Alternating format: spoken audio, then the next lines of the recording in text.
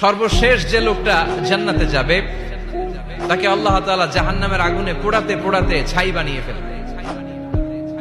আল্লাহ বলবেন, জিব্রাইল যাও একটু দেখো, একটা মাত্র সেজদা দিয়েছে আমাকে, এরকম কাউরে পাওয়া যায় কিনা। বাটি চালান দিয়ে দেখো পাওয়া যায় কিনা।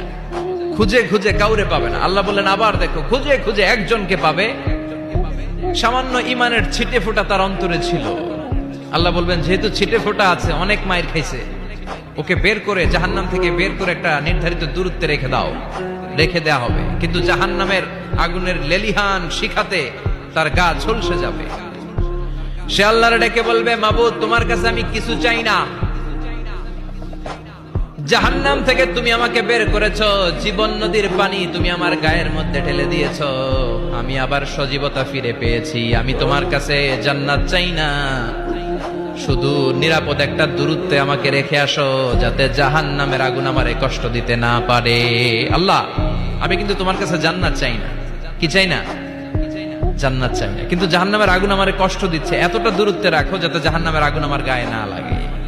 আল্লাহ বললেন ওকে রাখবো, কিন্তু আমার সাথে একটা কন্ট্রাক্টে যেতে হবে, যে এটা তোমাকে দিলে তুমি আর নতুন করে কিছু চাবা না। সে বলবে আমি রাজি, কন্ট্রাক্ট হয়ে যাবে। আল্লাহ জিব্রাইলকে বলবেন যাও এমন দূরত্বে রাখো যাতে জাহান্নামের আগুন ওরে কষ্ট না দেয়। রেখে আসা হবে, অনেক দিন সে ওখানে আনন্দে থাকবে, আল্লাহ শুকরিয়া করবে। সে মনে মনে বলবে বেঁচে গিয়েছি, আমি বেঁচে গিয়েছি, জীবনে আর কিছু চাই না, জাহান্নাম থেকে আমি বেঁচে গিয়েছি।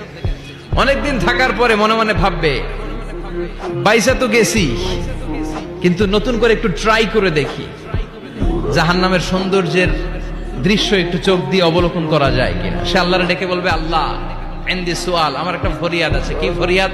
আল্লাহ আগেই বলে রাখি, আমি কিন্তু জান্নাতে যেতে চাই না। আল্লাহ বলবেন কি চাও?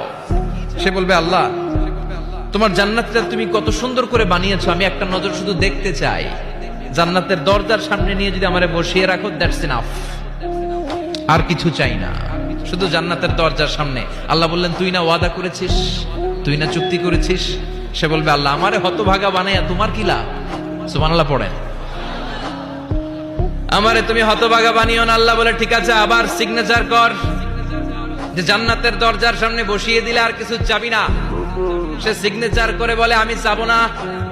আল্লাহ বললেন জিব্রাইল বেচারারে ধরে জান্নাতের গেটের সামনে বসায় দে। এবার জান্নাতের গেটের সামনে বসে বসে জান্নাতের সৌন্দর্য দেখা শুরু করবে। সুবহানাল্লাহ। এমন সৌন্দর্য যেটা চোখ দিয়ে কেউ দেখে নাই, কান দিয়ে শোনে নাই। ওই সৌন্দর্য চোখে দেখে, কান দিয়ে আওয়াজ শুনে মাগার ভোগ করতে পারে না। অন্তরে জ্বালা আছে না নাই? এয়ার কন্ডিশনের রুমে ঢুকতে না পারলেও এয়ার কন্ডিশনের